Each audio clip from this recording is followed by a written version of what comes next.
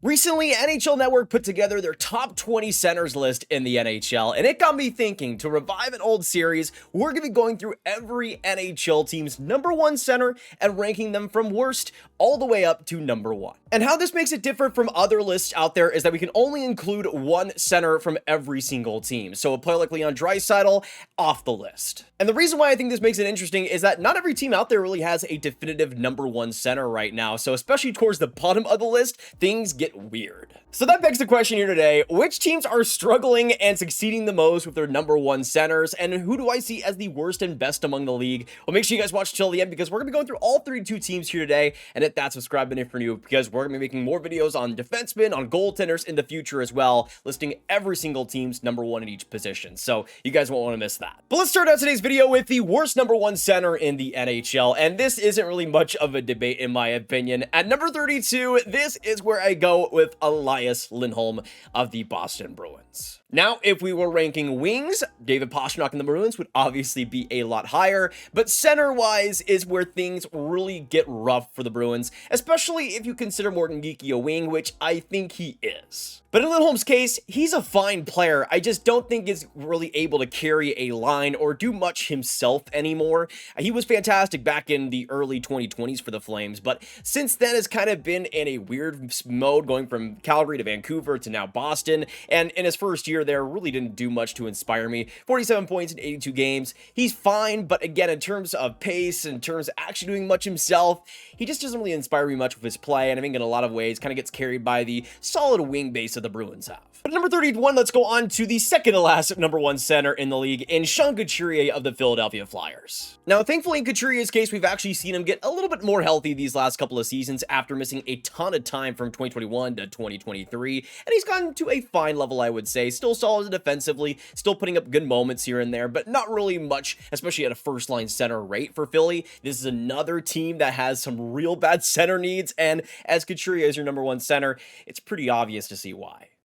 On to number 30, we move on to Ryan O'Reilly of the Nashville Predators, somebody that maybe a year ago would have been slightly higher, but not by that much. I've always liked Ryan O'Reilly in the game he's played, always super responsible, especially over these last couple of seasons, but I think he's kind of been victimized by just how poor Nashville is around him. Yeah, I think he had a pretty solid first year with the Preds, 69 points in 82 games there. I thought being really strong as a top six center there, but this last season, as Nashville just got weirder around him, it just felt like the fit wasn't quite there. In 79 games, still decent rate at 53 points and 21 goals, but I think in Ryan O'Reilly's case, the defense is starting to slip ever so slightly, and just the actual offensive impact has been a little bit inconsistent for me, especially at 5-on-5. Still a solid centerman, but nowhere near a first line center right now. Now we move on to our first younger center on this list, and this team is a little bit of a debate in terms of who's actually the number one C, but I'm still going to go Matty Beneers for the Seattle Kraken. You could say Chandler Stevenson, but again, when it comes to today's video, I am going off who I think is the best center for every single team,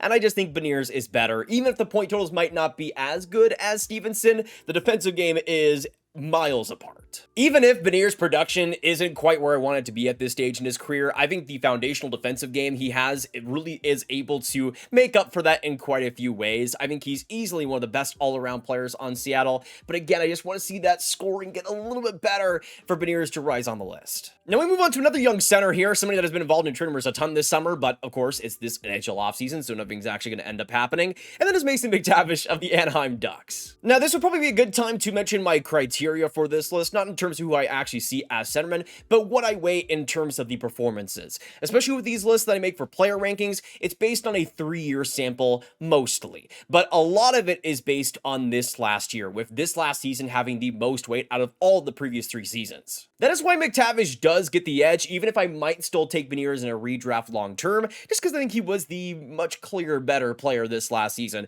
In 76 games, 22 goals, 52 points, something that I thought was really impressive, especially down the stretch for Anaheim, but he's a player that I think brings so much physical intensity and all over the ice is able to make a lot of smart plays. We'll see how much that production ends up rising, and I think Leo Carlsson will eventually overpass him as the number one center in Anaheim, but as of right now, I think he's the most well-rounded and is easily the most consistent for me. Now on to a player that I had a very hard time placing on this list, and that is Shawn Monahan of the Columbus Blue Jackets. Somebody that, if we're just rating off of this last season, would be a decent amount higher. In this last season, he was absolutely incredible for for Columbus. It wasn't a hot take. I mean, 57 points, 54 games. I think if he was fully healthy, Columbus would have been a playoff team. That's how much of an impact Monahan was able to make on their season. But I do think when you count the full 3 seasons, and especially the health issues, that kind of lowers his stock for me a little bit, especially in a premier position as a number 1C. Health, I think, is a major component, and Monahan, unfortunately, has just never really able to have that consistently. Still, though, when he is on the ice, especially for the Blue Jackets this last year, he was impeccable, and I'm really hoping we see a full 82 games out of him next year, because as of right now, he's playing some of his best hockey. On to number 26, we go on to a player that I think will be much higher after this next season, and that is Connor Bedard. This is about as high as I could justify having him as of now, mostly because there's still some massive issues in the overall defensive game, but still, though, the offensive output, especially in the power play, is still elite, and I think this next year we're going to see a little bit more confidence out of him, especially as a lot of the prospects in Chicago start to really come in full time. Players like Nazar, Rinzel, to hopefully help on the power play too.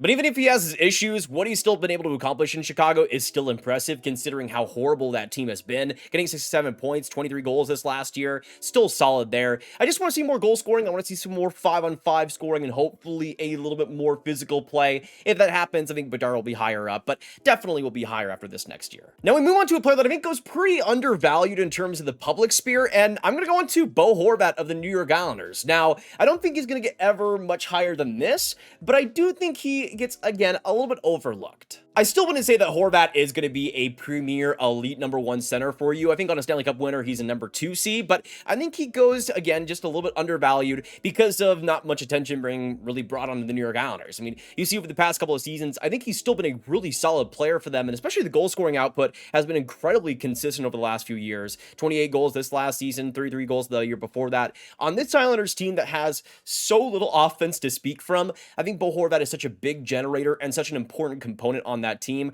Without him, the offense would be even more barren than it is already. Now we go into another younger center that I think is just going to continue to get higher and higher on this list, and that is Logan Couture of the Utah Mammoth. Somebody that I absolutely adore, but is somebody that I think rightfully deserves to be around this placement. I still think has so much more potential to come. I could easily see him maybe even getting into the top 10 range when it's all said and done, but the improvement over the last couple of seasons has been exceptional for Utah. You go from 44 points in his rookie season to 65 points this last year, getting a lot more chemistry with that top line, and I think looking a little bit sharper defensively, which is great to see at his young age, but the creativity, the playmaking, it's all at that high-end level. To me, he's just the perfect center to line up with a Clayton Keller long-term. Those two are going to do so much good together, and especially next year. If he's a point-per-game player, no surprise here. Now, going on to pretty easily the hardest player to rank on this list, let's go on to Elias Pettersson, who is somebody that, I'm gonna be honest, where do I put this guy? He comes in at number 23, and it's a lot lower than he would have been after last season because of the struggles we saw this last year, not just with missing time, but in the games he played offensively, just not bringing enough pace and enough scoring to really warrant a top spot anymore. But it's a shame because, again, I think throughout 2022 to 2024, he was one of the stronger centers in the NHL, especially after 2023. I was ready to put this guy as a definitive top 8, maybe even top 5 center in the league if he continued to get better. That, unfortunately, hasn't quite happened, and especially without JT Miller, there's a lot more pressure on him now. But especially when you take into account the last 3 seasons and putting the most weight on this last year, which was easily the worst for Pettersson, I think this is hopefully the lowest he will go. I'm hoping for a rebound because, again, if Vancouver doesn't get that, they're in deep trouble. At number 22, we go into a player that I think is pretty similar to a Bo Horvat in terms of kind of getting undervalued out there, and that is Nazem Kadri of the Calgary Flames. I think a lot of people might not suspect that Kadri has been as good as he has been for Calgary lately, because to start out, he was decent for them. After an insane career year with Colorado, getting 87 points in 71 games, he started out decent with Calgary, but every single season, I think has been able to put up really impressive numbers since then. These last 2 seasons, 75 points in 82 games the year before that, and this last year, the goals scoring really rose up. 35 goals and 67 points in 82 games. Considering it's a similar situation to Horvat where there's not a ton of offense in Calgary, especially in terms of 5-on-5 play, Kadri has been a really impressive center though, considering the options and the weapons he's been given, and I think deserves a lot more respect, especially doing it at 34 years old. Now on to yet another center that I don't think quite gets the attention that he deserves, and that is Joel Eriksson Ek. I think most people can agree the defensive game is extremely strong, consistent, mature, but I think the the offensive game kind of gets overlooked in Eriksson X's case, because you look at the last 3 seasons,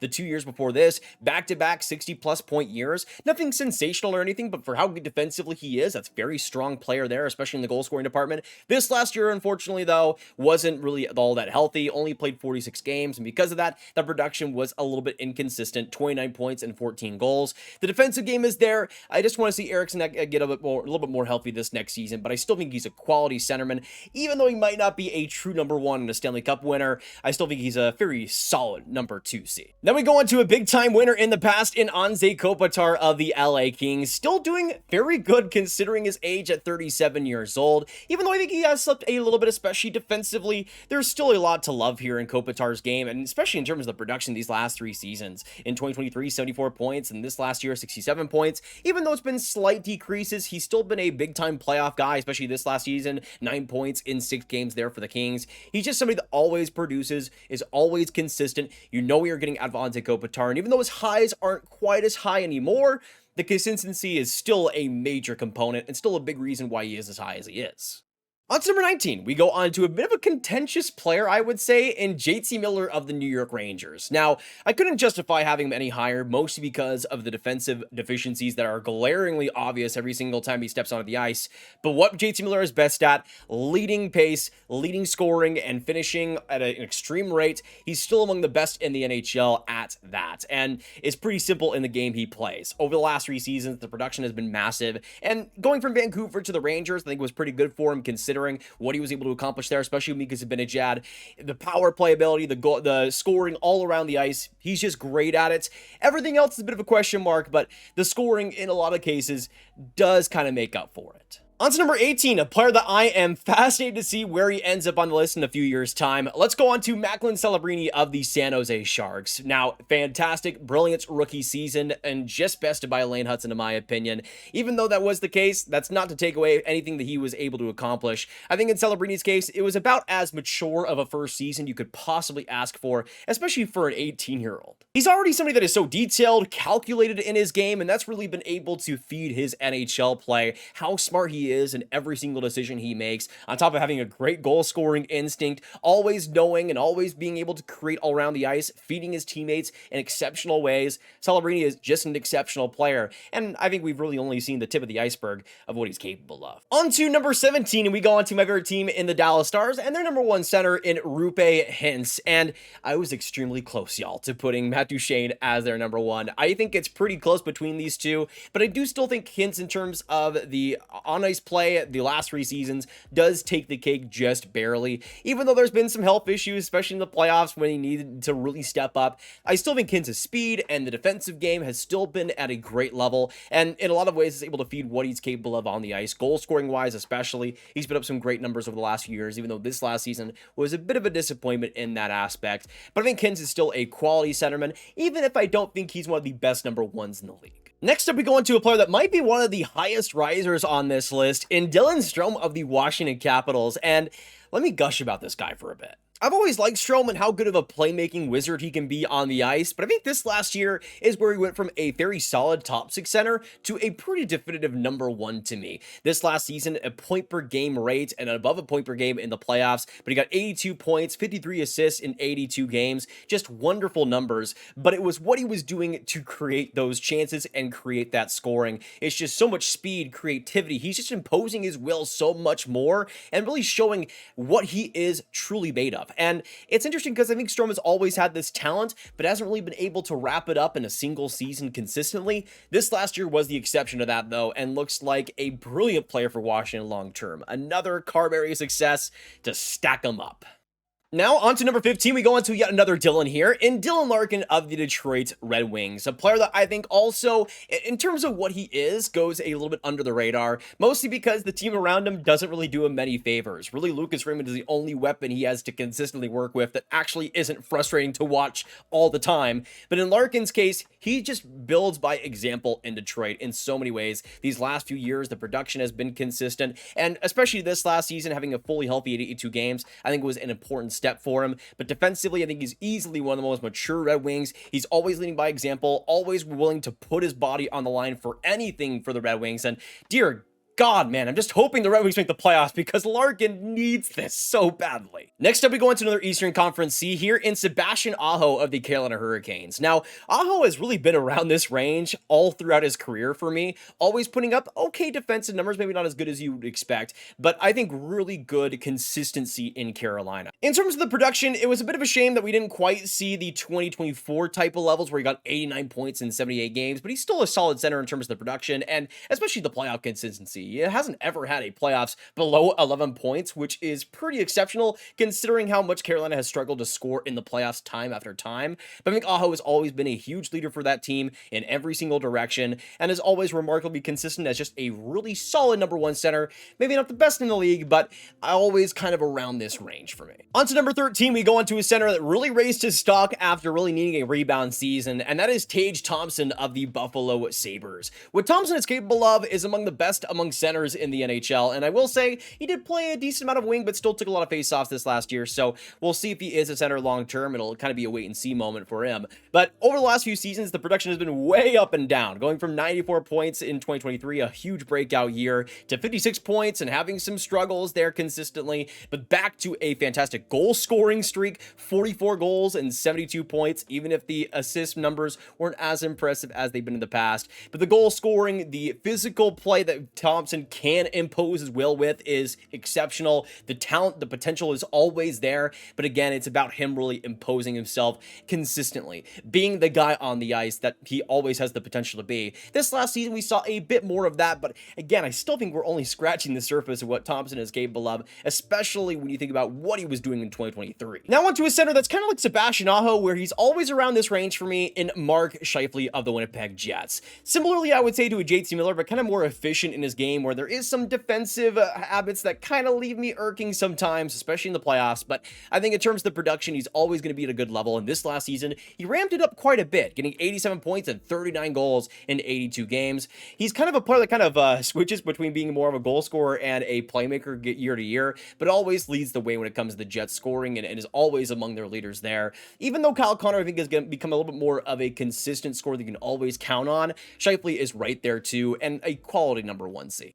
On to number 11, just missing the top 10 here. We go on to Ottawa centers. Number 1 center in Tim Stützle, somebody that has kind of been up and down in terms of the production, but I think in terms of the overall play, has always been a very impressive player. You go back to 2023 where he had a huge breakout year, 90 points and 39 goals in 78 games. I'm still waiting for Stützle to kind of hit that high again, especially in the goal scoring department where it's been a little bit lackluster these last couple of seasons, but that's really the only problem I have in Stützle's game. The playmaking is exceptional. He's one of the best passers and visionaries in the league, and especially defensively, I think he's been improving every single season he's been in the league and getting a lot more consistent, a lot more physical when it comes to his game, even though that might still be a bit of an issue at times. But in Stützle's case, the game-breaking offense is there. Again, I just want to see a bit more of the finishing when he gets those opportunities, but that's really the only problem I have. On to number 10, we go into a player that has a much different issue, especially when it comes to the health, in Jack Hughes of the New Jersey Devils. If he had been fully healthy these last 3 seasons, there would be a case that he could be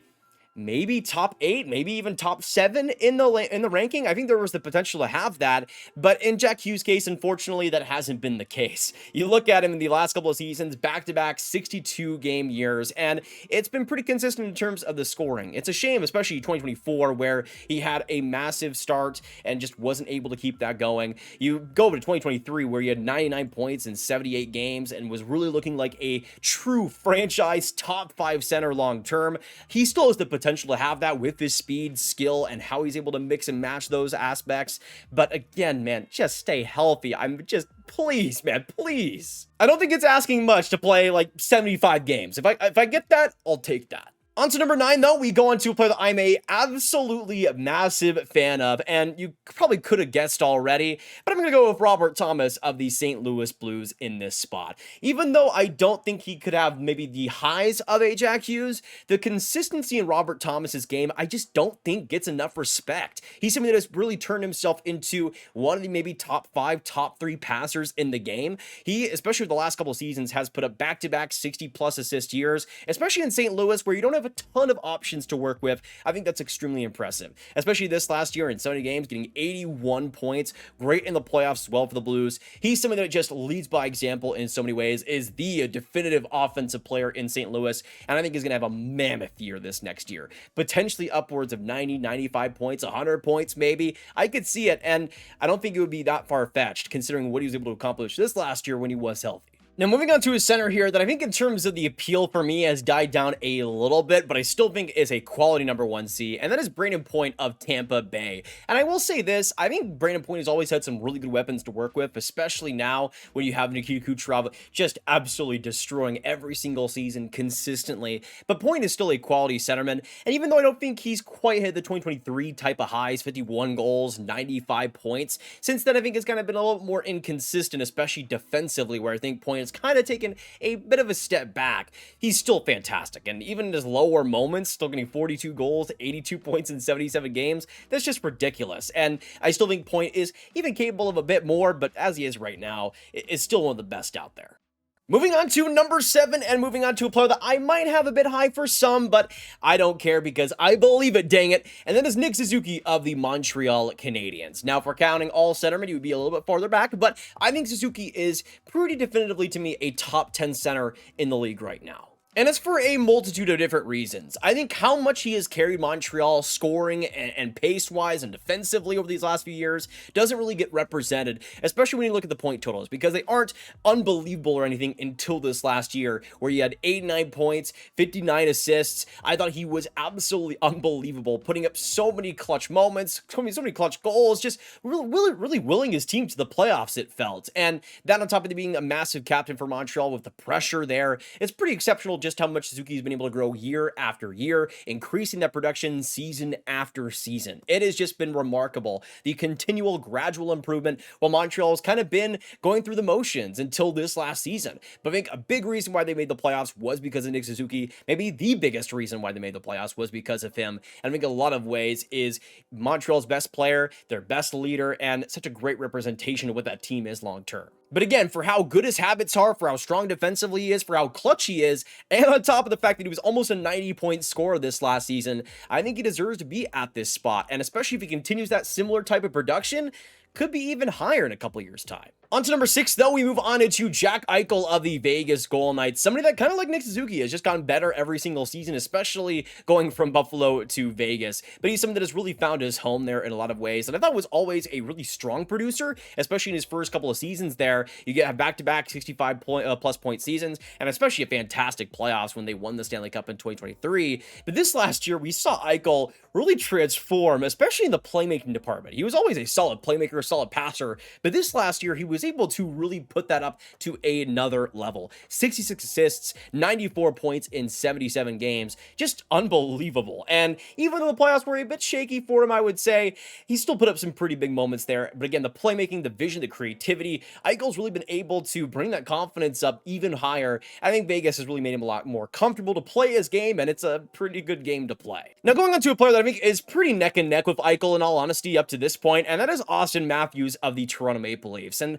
if you had Eichel ahead of him, I wouldn't really be all too surprised, but I still think Matthews ends up in this spot for me because of what he is able to do when he is at his best. And even though the last few years has been up and down moments, especially this last season where it felt like the injuries were kind of coming up to him a little bit, still what he is best at, that goal scoring and what he's able to do when he is at his best is still among the top in the league. And of course, when you count in the last 3 seasons, you're counting in a dynamic 2024 where he almost hit 70 goals, which is just ridiculous stuff. Even though I think maybe in the early 2020s, he was a little bit more better defensively, a little more consistent in that regard. He still imposes his will physically, and that's what he's able to do best at, finding that space for the goal scoring. Even if this last year, it wasn't quite up to the same levels. I do think we'll see a rebound season out of him this next year, but it's up to him to get back to that level. I think there's another step up in terms of the center play here, because next up, we're going to go on to number 4 and move on to Sidney Crosby, who I don't understand this guy. I truly don't. If I recall correctly, I think he was number 1 in even strength scoring this last season at 38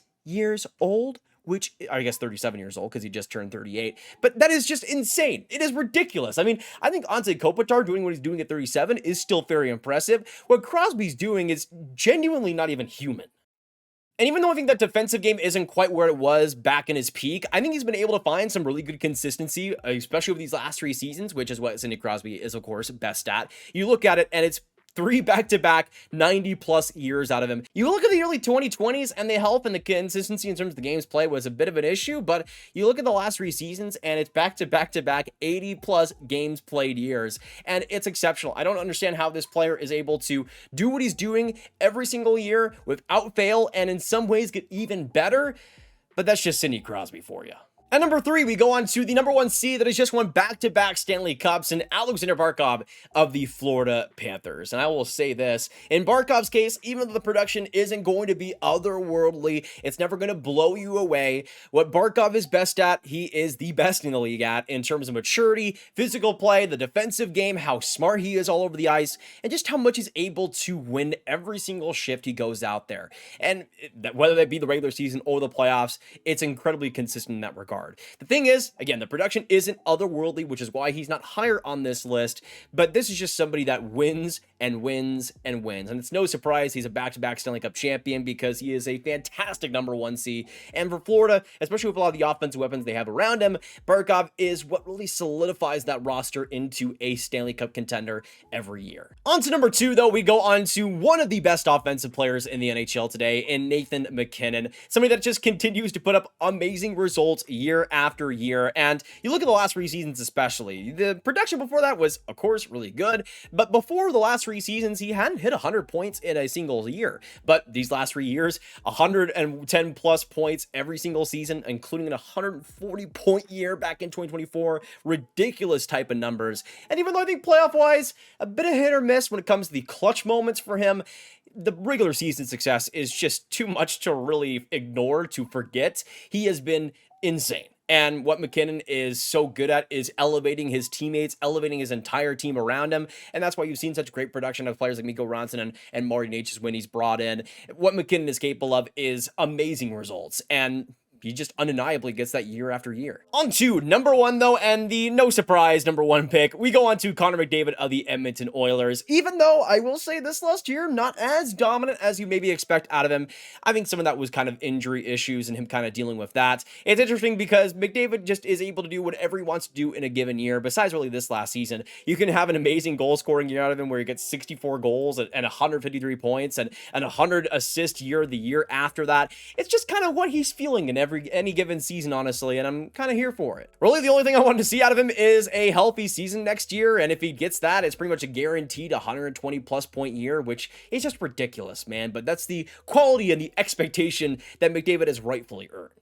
Now, as a bit of a bonus for you guys, this is what my top 20 would look like if we're just factoring in every single center from every single team. So there's only a couple of additions here and there. Igor Scott Leon Draisaitl, I would have him at the number 3 spot. You have Nico Hischier right alongside Jack Hughes at number 11 and number 12. And then I do have Matt Duchene just coming in at number 20, right behind Macklin Celebrini. So a few changes, but nothing substantial really besides Draisaitl and Nico Hischier. But those are my rankings for the worst and the best number 1 centers in the NHL. Thank you guys so much for watching, and if you guys enjoyed, make sure you hit that like button, hit that subscribe button, and the notification bell, because we'll be going through defensemen, wings, and goaltenders in the future if you guys enjoyed here today. And thank you guys so much for tuning in. If you guys want to watch some more, you can click on this card for all my rankings content, and of course, make sure you shoot a bit of all the hockey fans you guys know online and get the rankings out to them, and I will see you guys in the next one. Have a fantastic weekend, and I'll see you soon. Goodbye.